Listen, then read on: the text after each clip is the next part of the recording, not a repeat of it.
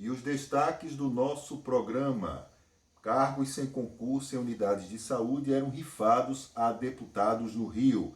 Justiça Federal determina despejo de 2.500 índios de aldeia na Bahia. E 120 mil mortos por coronavírus no Brasil. Veja hoje no Dois Pontos.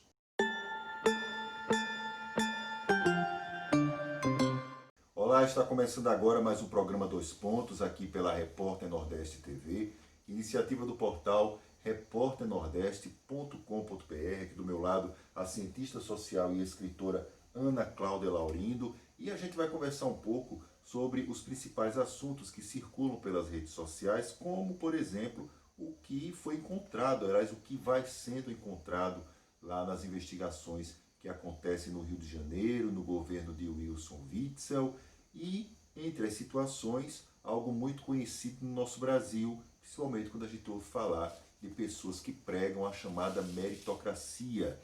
Cargos sem concurso em unidades de saúde eram rifados a deputados no Rio de Janeiro. Ana Cláudia, geralmente esses cargos eram ocupados por pessoas de baixíssima escolaridade. Existia indicação de médicos, enfim, mas muito pouco, um ou dois. Eram 1.800 cargos e a maioria esmagadora, porteiro, técnico de enfermagem, etc. Ou seja, pessoas que no momento como esse da pandemia precisam mais de dinheiro para poder enfrentar a situação econômica. Agora, mostra também o seguinte: essa situação que não acaba no Brasil, e que para você conseguir cargos dessa forma e sem concurso, você só consegue se você for amigo ou conhecido, ou conhecer alguém do deputado, do senador, do vereador, as mesmas pessoas que, aliás, ficam repetindo que tudo se ocupa e deve se ocupar no Brasil por meritocracia. Que meritocracia é essa? Olá, Odilon. Olá para você, internauta. E as reflexões e as análises sobre o nosso país, porque agradando ou desagradando é nosso, é a nossa cidadania, é a nossa história, é o nosso presente e é o nosso futuro que está em jogo neste momento, onde envolve tantos elementos, mas este do cabide de emprego, este do tráfico de influência, é um conhecido muito antigo dos currais eleitorais. Isto mesmo, é tratado como uma via de manutenção do poder por grupos dominantes, utilizando as necessidades materiais dos indivíduos como barganha. É do interesse de uma casta política conhecida, da qual inclusive faz parte o presidente Jair Bolsonaro, a perseguição ao trabalhador do serviço público concursado, pois a política de terceirização de serviços, ela abre esta possibilidade de viés eleitoreiro, nada de meritocrático, porque mérito é concurso público, quando o indivíduo ele concorre a uma vaga e é aprovado por mérito, por ter conseguido acertar mais questões. Isto é inquestionável. Tráfico de influência, barganha eleitoreira, isto são outros 500. E estes 500 estão no Brasil há mais de 500 anos, mantendo o poder na mão de quem detém o carimbo, a assinatura, ou seja, o executivo. É o executivo quem geralmente transfere para outros setores, com a permissão devida, a autorização para a contratação, e neste ínterim se dão as negociações com deputados, geralmente da base do poder. Por isso é tão buscada a articulação entre poder executivo, poder legislativo, para este tipo de barganha se efetivar. Não se trata de ser contra empregar quem está desempregado. Esta não é a discussão. O problema é transformar o país em um país sem oportunidades, sem acesso a condições de sobrevivência de uma maneira justa, que permita que haja uma disputa. A própria disputa, ela poderia ser diminuída se nós vivêssemos em um lugar sem tanta concentração de renda. A concentração de renda na mão de poucos, ela acirra a disputa de muitos por espaços de trabalho. Porém, ainda é uma via que permite alguma esperança de mobilidade social e alguma justiça. E aí, a verdadeira meritocracia, ela se dá no campo do concurso público, porque a empregabilidade via indicações, ela serve como cabide de emprego com fins eleitoreiro e tem dado muito certo no nosso país, porque a fome, ela tira todas as noções de cidadania, de dignidade, ela leva ao desespero. E estes indivíduos que deveriam estar amparando a sociedade, eles são, na verdade, os predadores da sociedade, porque eles promovem políticas de fome, eles promovem políticas de miserabilidade e empobrecimento da nação, justamente para poder ter mais espaço de barganha sobre as necessidades. É muito difícil, Odilon, uma noção e uma defesa da dignidade e da cidadania quando o indivíduo está em situação de miséria. Tem necessidades no corpo, na mente, na sua casa, na sua família. O indivíduo que tem situações de doenças, de enfermidades em casa e precisa fazer tratamento e não tem plano de saúde. São N os motivos, são muitos os motivos que levam pessoas a correrem atrás destes políticos para negociar base de voto, uma negociação que se transforma em uma dívida, em busca de um espaço neste tipo de negociação que emprega e que dá um salário mínimo, um salário e meio, 2 salários, quando é muito, quando chega a isso. Porque quando a situação é muito desesperadora, o indivíduo nem está mais negociando salário, ele quer qualquer dinheiro. E o nosso país, infelizmente, normalizou isso. Muitas famílias são convencidas de que esta é a forma mais rápida de resolver os problemas econômicos e talvez seja realmente a forma mais imediata para elas, porque por trás desta necessidade premente houve todo um caminho trilhado politicamente para gerar esta fome de cidadania, de dignidade, de salário, de comida, de trabalho. Perfeito, Ana Cláudia. Um complemento a esse pensamento tão brilhante da professora, escritora, cientista social Ana Cláudia Laurindo, é que não se questiona, pelo menos eu não questiono, a competência desse pessoal que é indicado para esses cargos, para o porteiro, para o técnico de enfermagem, etc, etc. Pode ser e deve ser pessoas até competentes em alguns casos, em muitos casos, enfim. Mas o que é interessante perceber é como funcionam os instrumentos de fiscalização no Brasil. E eles têm um lado. E esse lado geralmente não obedece a todas as circunstâncias que eles deveriam obedecer. Por exemplo, você tem no Brasil, e é muito comum, o filho do promotor que é indicado para um cargo em uma determinada prefeitura, o filho do juiz, o filho do desembargador, ou o parente do desembargador e do juiz, que aparece lá na folha salarial de algum governo, de algum lugar do Brasil. Isso é muito comum. E o que é mais estranho ainda, que dá para se perceber, é que algumas regiões, algumas pessoas que moram em regiões diferentes que não o Nordeste brasileiro, elas acreditam que essas práticas, Ana Cláudia, elas só se repetem nas prefeituras do Nordeste, nos governos do Nordeste. Isso é uma prática brasileira. Todo o Brasil registra isso e isso acaba sendo a base para manter as circunstâncias que a gente observa.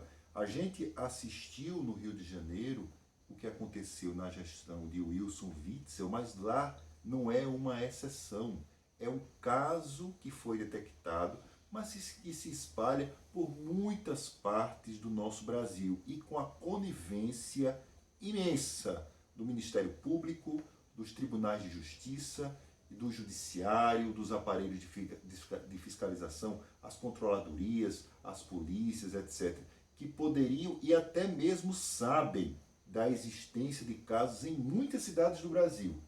E eles preferem manter o silêncio.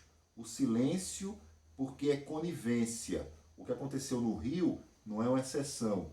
Acontece em outros lugares do Brasil e essa prática daqui de transformar pessoas, fazer com que essas pessoas se humilhem atrás de empregos que muitas vezes pagam pouco em troca do voto para esse deputado ou esse vereador, ela existe, é mantida pelas instituições e essas instituições que são pagas com dinheiro público para acabar com práticas assim, elas se mantêm em silêncio. Conivência de um Brasil que ainda precisa avançar muito. Quando você ouvir a palavra meritocracia de pessoas que enchem a boca para falar a respeito disso, você pode desconfiar, porque no Brasil a meritocracia, quando a gente observa no governo de Wilson Witzel, ela acontece exatamente nessas condições. E olha, a Justiça Federal determinou o despejo de 2.500 índios de uma aldeia na Bahia. O nome da aldeia é Novos Guerreiros. Ela ocupa a terra indígena Coroa Vermelha, que é do povo Pataxó, lá na cidade de Porto Seguro, na Bahia. Os índios, eles formam 24 famílias e eles têm que sair, porque a lei tem que ser cumprida, eles têm que sair até o dia 25 de agosto. Como o dia 25 de agosto já passou, então a Polícia Federal pode baixar lá no lugar para que a lei tenha que ser cumprida.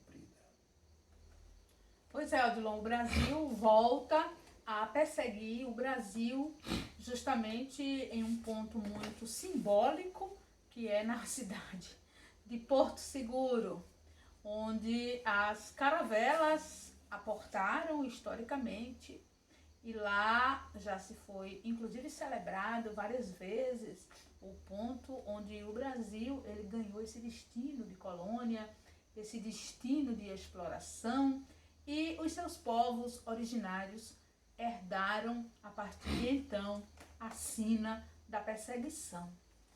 Isto não ocorre de maneira isolada, mas o nosso programa já fez várias vezes a pontuação da política genocida de Bolsonaro contra os povos originários como uma questão de honra do seu governo. Bolsonaro, ele tende a despossuir os povos originários não somente na questão do território material, da terra, das suas aldeias, mas inclusive no aspecto simbólico. Bolsonaro quer destituir os povos dos seus direitos originários. Ele quer implementar políticas que tornam estes povos pessoas comuns. Aí você pode questionar, mas eles não são pessoas comuns? Não, eles não são. Eles são os verdadeiros donos do Brasil, que, tendo sido massacrados, tendo sido dizimados em milhares, a envolver pessoas, culturas, tradições e também ocupação de suas terras, eles conquistaram o direito de ser tutelados pela União. A União, ela é a responsável pelas políticas voltadas aos povos originários. Olha, é uma das áreas mais defasadas em políticas públicas da União. Inclusive nos governos petistas, esta vertente de políticas públicas, ela foi incipiente. No governo Dilma, inclusive aconteceram momentos de muita tensão entre os povos originários em partes distintas do Brasil e as práticas do governo federal. Mas com Bolsonaro é uma tentativa de nova diáspora. É diferente de uma briga por espaço político ou por intenção. É diferente, é algo acima da alçada, da disputa, da luta meramente política. É um risco de diáspora que volta a acontecer. Para onde Bolsonaro e sua Polícia Federal querem levar estas famílias? Para a miséria, exato, para a morte, para a dizimação. E o Brasil olha este tipo de notícia com qual tipo de reação? Qual é a sua reação, internauta, ao perceber que os povos originários eles estão sendo conduzidos, assim como preconizou em seu palanque o presidente Jair Bolsonaro, eles estão sendo conduzidos para uma nova diáspora que passa pela miséria, pela despossessão e pelo risco de contrair o vírus e morrer sem nenhum tipo de assistência, porque é assim que o Brasil de Bolsonaro está tratando os povos originários. Do nosso lado, o total repúdio a esta ação, a total solidariedade a este povo irmão, a quem nós devemos sim, devemos muito, porque tudo deles foi tirado e tudo ainda precisa ser reconquistado. Complementando só um pouco dessa informação, dessa explanação da Ana Cláudia Laurindo, mas complementando com informação mesmo, é que nós fizemos uma entrevista no Provocação, que está até no nosso canal, na Repórter Nordeste TV. Na playlist? Isso, na playlist, exato. E lá a gente fala com o Marrom, que é uma liderança importante quando se fala na questão da terra, em Alagoas e também no Nordeste principalmente também. E ele fala que existem pessoas ligadas aos movimentos que lutam pela terra em Alagoas, Ana Cláudia. Eles ocupam as terras do Estado e essas terras do Estado, elas simplesmente foram invadidas por esses donos que se dizem donos, são pessoas, são fazendeiros, etc. Eles invadiram terras do Estado, dizem que são donos, depois eles foram retirados da terra porque elas foram ocupadas pelos legítimos donos, ou seja, aqueles que dependem do Estado mais diretamente, que são os mais pobres, e aí esse pessoal simplesmente entra na justiça para dizer que a terra da qual eles não são donos, eles dizem que são donos. O que eu acho interessante nessa história saber é que documentos eles apresentam para comprovar que a terra pertence a eles. Esses que se dizem donos da terra. Então é uma situação muito semelhante que acontece lá em Porto Seguro, porque os índios eles têm documentos comprovando que eles historicamente ocupam essa área onde eles estão ocupando, e aí a justiça simplesmente dá razão para um proprietário. E que documentos é esse que esse proprietário usou para comprovar que a terra é dele? Já que os índios também têm documentos para comprovar que eles têm uma história naquela área e que o invasor, como diz a palavra, ele chegou depois e expulsou os índios daquela terra, ou afastou mais, enfim, para poder se apropriar daquela situação. Mas só para complementar também esse dado, é que eles ocuparam essa terra lá em Porto Seguro e houve uma reunião antes da decisão de cumprir a reintegração de posse. Houve uma reunião entre o juiz federal Pablo Henrique Carneiro com os proprietários da terra, que são os donos de um clube de avião, os representantes da FUNAI, que deveria respeitar, exatamente defender o patrimônio indígena, e o Ministério Público Federal. Aí, nessa reunião, se decidiu que a terra pertencia aos proprietários dela, aqueles que têm os papéis, ou seja, os invasores. Só que nessa reunião não teve a participação dos índios. E a FUNAI sequer na reunião questionou isso. Odilon, E existe nem o um Ministério dado Público Federal. que é interessante de se reavivar. Lembrem que Bolsonaro, ele contrata para a FUNAI pessoas que odeiam índios. Exato, isso que é estranho. Não, isso é muito pertinente. Pois Isto é. está dentro do projeto genocida Destruição. de Jair Bolsonaro Pois é, e incrível. a promoção da nova diáspora dos povos originários no Brasil. As pessoas que estão à frente da FUNAI, elas não gostam de índio. Elas afinam com o discurso do presidente, que também não gosta de índio e já declarou isso de várias maneiras. Mas o problema aqui não é gostar. Gosta, não gosta, é uma coisa muito livre. Mas um presidente não pode, não tem o direito de perseguir um povo com esta disfarçatez. E nem de nomear pessoas nessas condições. Como é que as instituições Exato. brasileiras elas estão neste nível de anestesia moral? Porque já passou da anestesia política, agora ela é moral, deixando que isso ocorra.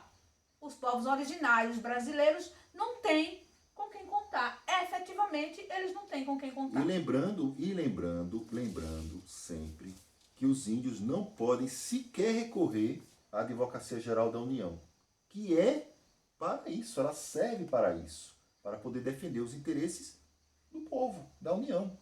E o índio, ele tem a tutela do Estado, ele tem uma relação absolutamente diferente da maioria dos cidadãos brasileiros, exatamente por causa da condição. Foram 5 milhões de índios exterminados desde a colonização brasileira, é muita gente.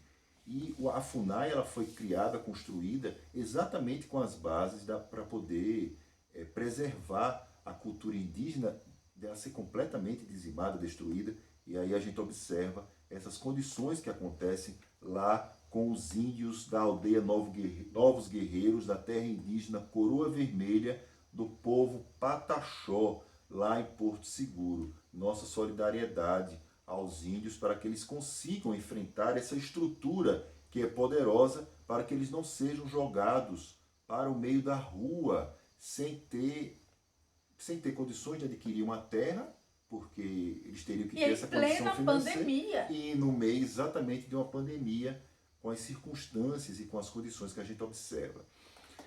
Passamos de 120 mil mortos por coronavírus no Brasil. E aí, Ana Cláudia Laurindo, eu lhe pergunto. Hoje a pandemia praticamente já é tratada com muita flexibilidade pelo noticiário. Virou algo comum dentro de casa. Virou parte da nossa decoração. É como se fosse um quadro, como se fosse um sofá, como se fosse uma cama. É um móvel a mais no nosso país. Eu pergunto a você não é médica, mas você é cientista social. Ignorar essa pandemia vai fazer bem para o Brasil? Ignorar a realidade nunca fez bem para o Brasil. Nós temos um histórico de negação da realidade que tem sido muito bem aproveitado pelos maus políticos que prosperam no nosso país. Inclusive, este hábito de dizer que nós não temos memória ou que temos uma memória curta. Talvez a pandemia ela tenha realmente mostrado que nós não só temos memória curta, mas também somos capazes de nos tornarmos insensíveis. Insensíveis ao ponto de deixar a nossa própria vida e a vida daquelas pessoas a quem nós amamos, que são os nossos familiares e as pessoas com quem nós temos contato, em risco. É assustador como o comércio, o mercado dominou a mente do brasileiro. É incrível como o brasileiro ele elege maus políticos e acredita neles. Porque a partir do momento em que um chefe de Estado ele declara que nós já estamos numa zona azul, uma zona azul ela é entendida como um risco mínimo. E mesmo com o número de óbitos crescendo assustadoramente, já mais de 120 mil mortos. E na zona azul, isso mostra uma zona com a nossa vida, é uma zona com o nosso país. Não existe cor para isso, existe número, existe estatística. Não é possível deixar que esta manipulação discursiva, esta narrativa de cores, elas seguem os nossos olhos para os números que são trazidos e com subnotificação. Isso é uma denúncia que vem lá de trás. Os casos são subnotificados, inclusive de óbitos, porque em muitos lugares as pessoas morrem sem chegar ao hospital, morrem por coronavírus sem chegar ao hospital. Em alguns lugares existem óbitos que estão sendo notificados como pneumonia aguda e pode ter sido causado por coronavírus. Então, a subnotificação ela é real. Gente, nosso país está dando prova de que ainda vai passar por situações muito mais gritantes do que esta que nós já estamos passando, simplesmente por quê? Porque nega a realidade, não quer acessar a realidade. É função do nosso programa e é função de cada um de nós, inclusive sua internauta, fazer a divulgação destes dados para ver se desperta nosso país, os que estão nas proximidades do alcance da nossa comunicação. Por isso é importante divulgar programas como o nosso, compartilhar, para que mais pessoas acessem esse tipo de narrativa, esse tipo de discurso em alerta. Olha, o que está acontecendo aí é um genocídio e até a palavra genocídio já se tornou banal, já ficou banalizada pelo uso excessivo na mídia. O que está acontecendo aí é uma mortandade coletiva. E nós não sabemos quem pode ir, eu posso, você, qualquer um de nós. Nós somos a bola da vez. O vírus é um inimigo invisível. A questão é sanitária e o brasileiro não está mais levando em conta as regras e os protocolos da Organização Mundial de Saúde. No entanto, os números estão aí expandindo. Não houve controle ainda do contágio. Por quê? Porque a subnotificação não permite que se tenha um controle seguro, porque os casos continuam e a lotação nos hospitais continuam. O fato é que o noticiário pago, ele está dizendo o que o governo quer que diga. Mas nós precisamos assumir a nossa capacidade de olhar a realidade e elaborar em cima dos dados e fazer a nossa própria análise crítica. Você também pode se sensibilizar com isso? Você conhece pelo menos uma pessoa que teve parentes que foram a óbito por coronavírus. Não existe mais no nosso país, Odilon, pessoas que não conheçam vítimas letais de coronavírus. Tudo isso engloba a nossa responsabilidade enquanto cidadãos brasileiros. Sim, nós temos péssimos políticos, mas nós estamos sendo péssimos cidadãos. Todas as vezes que aglomeramos, que em nome de um consumo que não é necessário, mas é forjado por uma necessidade imposta pelo sistema capitalista através dos recursos da mídia, todas as vezes que nós seguimos a este chamado e nos expomos, nós estamos expondo alguém. Ou seja, o todo faz o cada um faz o todo, porque é um risco coletivo e a solução, se não for coletiva, ela não virá, a menos que todos sejam contaminados. Sobre a subnotificação de casos que a Ana Cláudia Laurindo falou conosco, confira a entrevista que nós fizemos com a economista Luciana Caetano. A Luciana, aqui na Repórter Nordeste TV, na nossa playlist, você encontra no Provocação uma entrevista interessante que fizemos com ela, em que ela fala da subnotificação no Brasil e explica que a gente vive a situação de não detectar todos os casos que estão circulando da doença no nosso país, exatamente porque existem prefeituras em que o acesso ao serviço público, posto de saúde, hospital, é mínimo do mínimo. E a pessoa às vezes prefere fazer o tratamento de casa para se curar da doença, quando ela consegue se tratar em casa e não tem a sorte de morrer. sorte nas condições que a gente observa, do horror que a gente observa. É óbvio que é uma ironia, mas vamos esperar então que ao menos a gente possa alcançar um outro nível, porque 120 mil mortos é demais. E aí o pior é que esse número não vai parar de crescer. Vai crescer e a gente não sabe com qual Porque velocidade. aquele platô, ele ainda é mantido e não começou ainda o movimento de descida. Pois é. Bom, encerrando o nosso programa Dois Pontos, hoje vamos, antes de encerrar, pedir para que você possa se inscrever no nosso canal, curtir, chamar os amigos, enfim, indicar uma pessoa, mostrar o trabalho que nós estamos desenvolvendo na Repórter Nordeste TV, parceria com o portal repórternordeste.com.br e até a próxima.